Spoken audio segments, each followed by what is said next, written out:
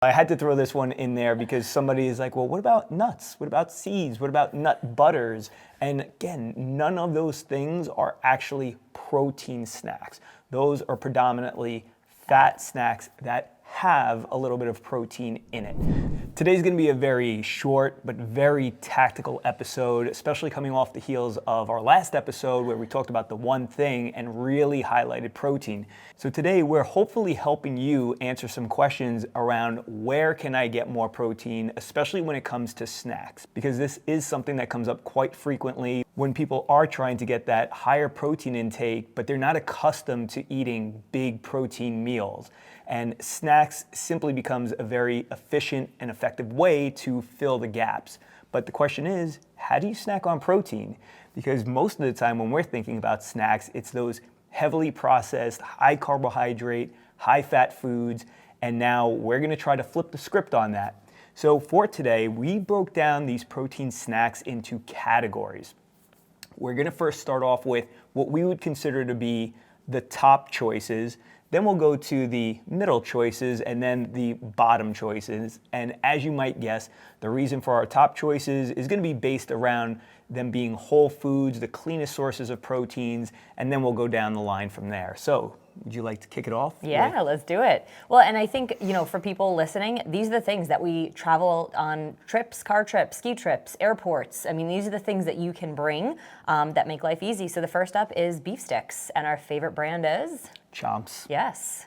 This episode should be sponsored by them, but it's not. But we do. We love Chomps. They're really easy to get at local stores, Trader Joe's. You can get them on Amazon. You can get them on Thrive Market. They're very accessible, and they travel really well. But we don't just eat one. That's important. Well, of course. I mean, what's great about these, as well as other types of beef sticks that you'll find, and listen, even on the worst of car trips, where you're traveling through those states where there's really nothing but a gas station, you'll at least find Slim Jims. and even though it is not the highest quality, the cleanest source, it's better than a Snickers bar. It's still better than a Snickers bar, exactly. But usually these are about 8 to 9 grams per stick, so we will typically have at least 3 of those, if not 4. I have 2, just for, Okay. I'm a woman. I'm always trying to meet my minimum requirement, even if it's a snack. But yeah, having anywhere from 2 to 4 is ideal. And what's great is that it's not super filling. So you're not eating it and then feeling like, oh, there's no way I'll be able to eat lunch later on or eat dinner later on tonight. So that's usually one of our top choices and go-tos. Yeah, after that, we could throw in Carnivore snacks, Carnivore crisps, and even People's Choice beef jerky. All of those are great ways to dive on in, and I think we actually might have some links to that we can include in the show notes. Well, that's awesome, and for those who have never heard of those, I mean, that is specifically dried meat. I mean, really, really clean source, which is awesome. My personal favorite is the ribeye, because when you get those, you're getting that little bit of fat on it, and it's really tasty, very buttery. But again, like a beef jerky, it's dry, it's a little bit crispier than jerky, which is awesome. But the best part, you're getting a whole lot of protein from a very small snack. Yeah, it packs a lot of punch. Next up would be Epic brand bars, and we recently brought those to an exercise conference up in Minnesota and had those on the plane with our team, and they're delicious. You can get the venison one, which I think is our preference.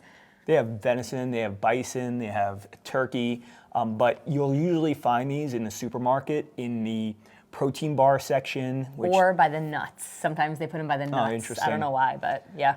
But yeah, you'll find them there, and what's great is, again, it's basically dried meat that's been packaged and very, very clean. All right, next up are hard-boiled eggs. Now, this may seem like, what? I got to travel with hard-boiled eggs? And really what I want to say here is kind of like in Forrest Gump, right? There are all the ways you can make shrimp.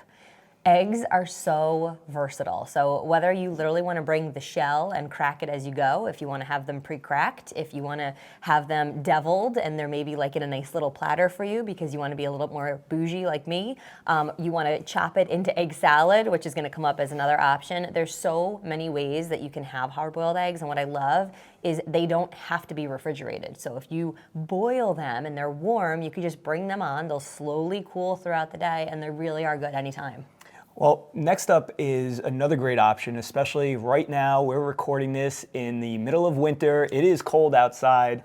The next one would be bone broth. And this is fantastic for a multitude of reasons. I mean, number one, with bone broth, you are getting a tremendous amount of nutrients. It's not just about the protein. You're getting collagen, which I know for a lot of people, they're always seeking out collagen supplements. And here you go. You got the best form of collagen that you could possibly get coming right from that bone broth. Yeah, and honestly, like as a woman, I don't feel a need to go and have collagen supplements and products because we drink bone broth. Quick little hack on bone broth though, because we currently have chicken bone broth, we have beef bone broth, is once I make it, I will actually get those little silicone ice cube molds, and I will pour the broth into those molds. I'll do it a couple of times so I have a bunch, but we have frozen ice cubes of bone broth that I can come back and just easily defrost. You can put a couple into a mug, you can put it right on the stove. It makes it really easy to keep that and preserve that for many months. All right, next up, it should be a pretty obvious one, but protein shakes. And we specifically like a whey protein shake, but here is the caveat, because this one could have easily have been put in the middle option or even the bottom option categories, and it's because of what is in your protein shake. And many times when we turn around that label, I mean, it's like looking at the back of our laundry detergent label, maybe not ours, but a laundry detergent label where you have just this big list of ingredients and many of which you cannot read. But the important thing is that if you're getting a clean version, you will typically only find maybe 5 ingredients in there. Of course, some of them are going to have some artificial sweeteners, but typically the ones that are sweetened with stevia tend to be a little bit better.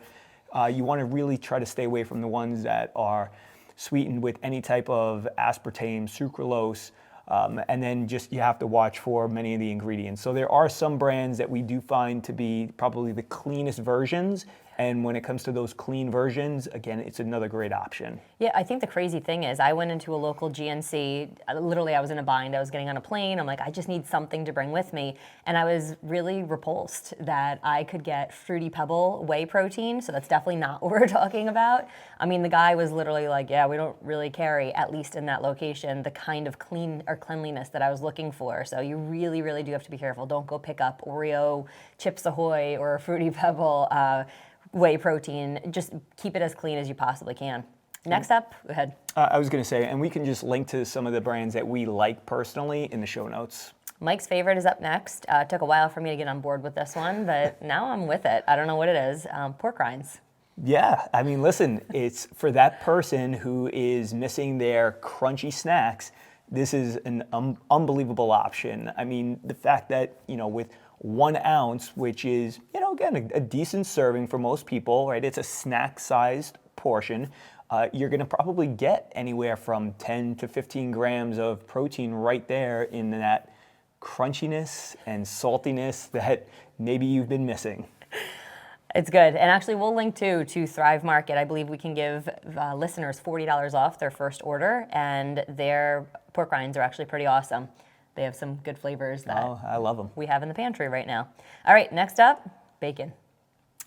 I mean, this is an easy one, but I love the fact that we often will cook up a bunch of bacon. You'll cook up a bunch of bacon.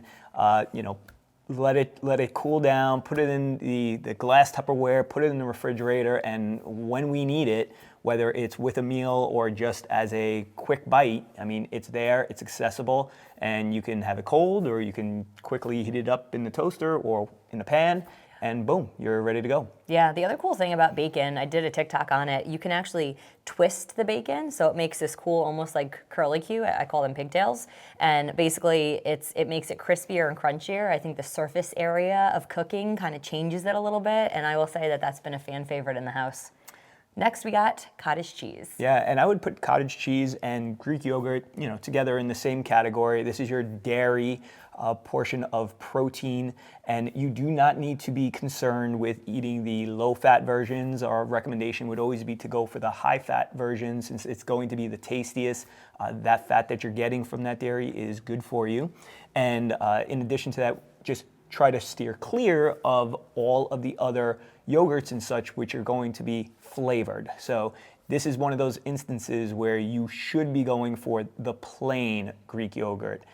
Cottage cheese, generally speaking, is plain, but even that, you find some brands where they add pineapple or other bits of fruit to it. And I'm going to say that if you're going to have fruit with it, just get real fruit. You don't need to get the stuff that's already packaged in there. Well, it's got sugar in it. It's usually in like a sugar sauce. I think the thing that was ridiculous was seeing the Chobani flips. I'm like, why are we putting candy in with yogurt? It's breakfast food that we're now, it's crazy. But yes, even some of the ones that have, I would say like under 9 or 10 grams of sugar per serving are definitely good. If you're a person that maybe plain is not the option for you, there's ways of flavoring it with just some cinnamon, some nutmeg, even pumpkin pie spice is good too.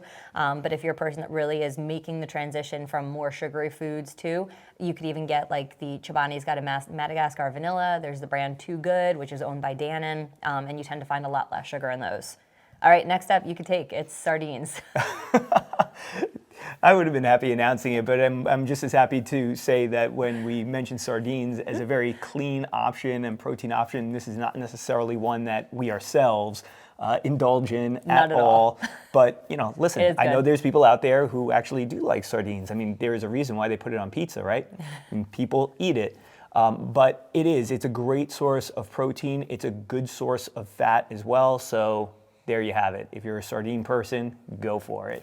And then here's a little repeat. It's egg salad, tuna salad, and chicken salad. And actually, we were just on a group coaching call where we shared with a woman how simple it is to grab protein and go. I mean, she was saying she had snacks all day long and a clementine, a banana, an apple. And we were like, there's no protein in any of that. And so when we said egg salad, tuna salad, chicken salad, she's like, oh my gosh, that's so easy and really portable. Well, and this is another one of those options that could have fallen into the middle or bottom category depending upon where you're getting it from. The mayo is the one aspect of this that is going to be questionable. And if we're using Hellmann's mayonnaise, please stop, number one, but we know that it's just loaded with garbage. And then even when you look at some of the healthier brands like Sir Kensington, for example, you're still finding seed oils in those. And for that reason, I prefer a homemade, and even though maybe it's still not the best option, it's probably the best option available would be to use some sort of avocado mayo, which I know Primal Foods has that, as well as Sir Kensington. Just be cognizant of the label, because there are many that will promote themselves as being an avocado oil based mayo, and yet you turn it around and you see that they've also added safflower oil, sunflower oil, canola oil. So you just got to be sure that it is just straight avocado. Yeah, and then if you are like in a bind and you're like, okay, I'm on the road, I can't do the homemade version, I would say that getting it from a local deli is going to be preferable to getting a prepackaged branded one on the shelf in a supermarket. There's got to be additives that are added into that to make it last a lot longer. So if you are in that bind, a deli or even just the deli counter in your supermarket would be preferable to something on the shelves. All right, middle options. Middle options. So here, these are the ones that there's usually something else added in that sort of makes us say, okay, it's decent in a bind, but it's not the best. And so the first one that we put up here is beef jerky. And generally speaking, beef jerky is great because you can get a large amount of protein in a package, but the problem with many of them is that there is a lot of added sugar, and or they are also adding different types of oils or soy to it, and those are the things that we want to usually try to steer clear of. Heck yeah. I mean, our kids, when they were little, we would give them like healthy organic Cheerios in the back seat, and it's funny, like we'll go on a ski trip and the boys will have a bag of beef jerky, which again, it's not the best option, but it's a heck of a lot better than other ones. All right, next up is crepes, and I'm going to do a big asterisk on this one, and that is I make homemade crepes for our family. I'll make a huge batch of them so that the kids can take them to their homeschool program. We can have them for days after, and basically my crepes include anywhere from a dozen to a dozen and a half eggs. And then we'll either use a gluten-free or an einkorn flour with them, and just a couple of other ingredients, which would be vanilla extract, maybe some cinnamon. Also Greek yogurt, just to beef up that protein marking or rating. But basically what we found is in these cute little palm-sized crepes, we'll basically get 2 grams of protein, 2 grams of carbs, and 2 grams of fats. And so this is a really great option for our kids. They travel well, they're delicious. So much so, we're going into their homeschool program to do a crepe station next week. Oh, that Surprise. sounds amazing. All right, next. All right, well, this one actually should be yours as well, and this would be protein balls, of course, homemade protein balls, but the reason why we are, again, putting the asterisk on this one is because we are adding in oats into the equation, which generally speaking, you know, we tend to stay away from, and we try to at least limit the consumption for our kids. So why don't you take it away, since you're the one who makes these? Yeah, we've been making these literally for like 9 years. Basically, the base is definitely oats, peanut butter, or any type of butter that works for you. I prefer peanut butter, and then it's a protein powder. So it's just a quick, easy way to send our kids out to play. Their friends love them. They travel really, really easy. We'll go to summer vacation and we will bring this big, gigantic container of protein balls, and it is like that thing that you want that's easy to keep on the counter in the fridge that you can just, they're bite size. You grab and go, you have them. We could definitely include the recipe for everybody down here, but protein balls are definitely a big hit in our house for the kids. All right, so let's move on to the bottom options. And this, I think the first one that I would put on here is your processed meats. So these are oftentimes the meats that you'll find on charcuterie boards. You know, for all intents and purposes, I mean, we always recommend that when somebody is going to an event or a holiday, and you know they're concerned about being able to enjoy the appetizers and the meals in general, you know, it's still a better option than the other options that are out there. We put it on this list and we put it near the bottom just because of some people's sensitivities to processed meats, and sometimes it's really difficult to control the quality. I would also place in that same category your deli meats. So this is another one where people ask, well, what if I were to go to the deli and just get a 1/4 pound of ham or turkey or chicken? And of course, is that still a better option than going into that same deli and getting a buttered roll or a buttered bagel? Like, absolutely, 100% is. But we just know that those meats in general tend to not be the best sources of protein. Yeah, no, I definitely agree. And in there too, because they're cheese. You know, cheese is such a funny food group. I'm gonna call it its own food group. And it's that people are almost addicted to cheese. And so cheese, while it does contain some protein, it's mostly fat. Yeah. And, you know, and that's the interesting thing as well, though, when we're talking about a lot of those processed meats. I mean, when you actually look at the macronutrient ratios in there, fat tends to be either equal to or sometimes higher than the protein itself. And that's another reason why, although we're not in fear of fat, you know, we want to be cognizant that if we're trying to eat in a way that's promoting fat loss, or we're trying to just simply maintain a healthy weight, those are the little things that sometimes add up. So snacking on lots of pepperoni or, you know, supersat or anything like that, it's going to be very fatty. And for that reason, you just need to be cognizant of that. I would prefer to get my fat specifically from, you know, a fattier cut of beef and what have you, which is why I tend not to waste fat when it comes to snacking.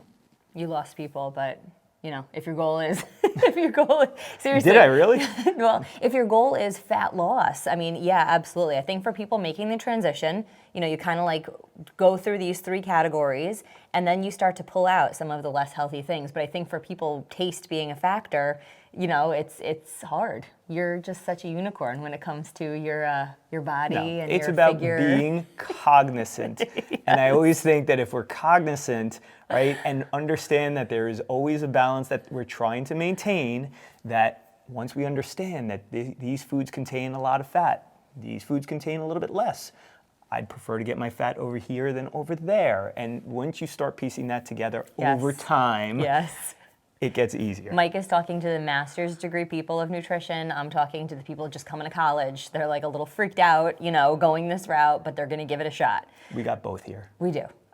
Finally, our protein bars. And, you know, I'm going to say there is no good protein bar, but there's better options. Again, when you're in an airport, when you're traveling in the car for a long time, I definitely think it's helpful to keep things like this on hand. I mean, it's a heck of a lot better, again, than going in and getting a bag of chips or a candy bar or something like that. We've, I think, probably landed on Quest bars as the ones that, are the best in a bind. I will definitely say that Luna bars and Kind bars do not, for me, fall into this category. Luna bars just tend to be so high in sugar, and Kind bars, I don't know how we call them protein bars, but they're not. They're really high carbohydrate, sugar, fat bars, and they tend to have, I would say, typically less than 12 grams of protein. And so when we say protein bars, I just want to be specific. It's not a Kind bar. It would be more of a Quest bar. And again, this isn't our bottom option of protein sources. And when in these situations where having to grab one, I mean, again, I'm the person who's sitting there looking at the shelf full of them and turning it around and not worrying as much about what the macros say, but what do the ingredients say and how many are in there. Because then, to me, the macronutrients come secondary, whereas most people are looking at, how much sugar is in it, what I want to know is the sugar in it natural sugar, or is it, are there lots of additives in it? And seed oils. Those things become more important in my estimation than the macronutrient ratios themselves. But of course, we're only doing this in a bind, on the go. This should not ever be a staple in our nutrition. Yeah, I mean, I'll just throw in here too, what I noticed about my physical body composition was eating a lot of protein bars, and there was a brand, I don't know if you want to recommend it, I don't want to throw shade on them, but they were filled with seed oils, and I noticed that the cellulite in my thighs was more pronounced than it had been, and as soon as I cut them out, it took a couple of months. It's not instantaneous, but I was like, oh my gosh, my cellulite doesn't look as pronounced in my thighs. Well, and I think that's just a reason for cutting down or out the seed oils in general. And I know the research, evidence-based people out there are like, there's no evidence to suggest, but there's anecdotal evidence. And when you know what you know about the way that you eat, and you make these changes and you can see a difference, I mean, there's probably something there. Yeah.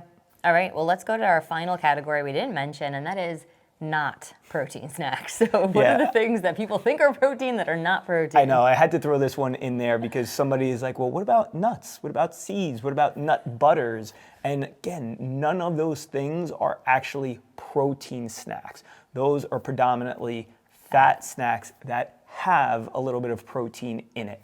So again, we usually want to steer clear of most of these things in general, or at least limit them because of how it can be disruptive to our guts.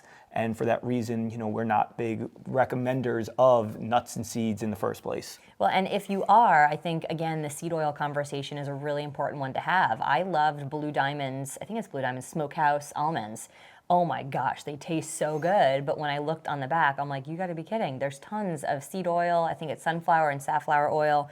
If you're a person that's like, but I really like nuts, what I found is I can buy nuts, I can toast them in my toaster, I can choose the oil that goes on them and how much, I could choose the seasonings that go on. I don't have to put maltodextrin and xanthan gum and all this other stuff that our bodies don't need to process. So if you are that person, I would say that's definitely a great option, and just a little bit of salt and pepper really is all you need, and the nuts taste phenomenal. Yeah, but just again, with fair warning, nuts Don't tend to overeat be 'em. gut irritants and Yes. also have a lot of anti-nutrient properties in them. So don't do what I just said. All right, we hope this was helpful. Protein snacks, in terms of tiers, we will definitely post a whole bunch of links below to recipes, to... we'll list this list in the show notes. Oh, what a great idea. Okay, I love that we have that capability. Thanks, Mike, for doing that. All right, guys. All right. Eat that's protein. it. Eat protein, eat meat, keep working out.